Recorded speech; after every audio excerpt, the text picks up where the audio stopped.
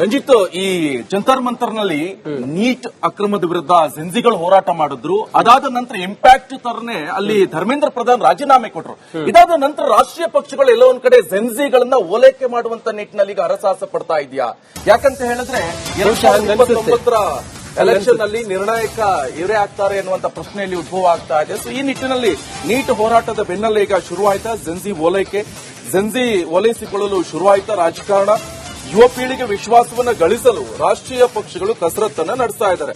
2029ರ ಚುನಾವಣೆಯಲ್ಲಿ ನಿರ್ಣಾಯಕವಾಗುತ್ತಾ ಜೆನ್ಸಿ? ಕಾಂಗ್ರೆಸ್ ಬಿಜೆಪಿಯಿಂದ ಜೆನ್ಸಿ ಮಂತ್ರ ಪಠಣ.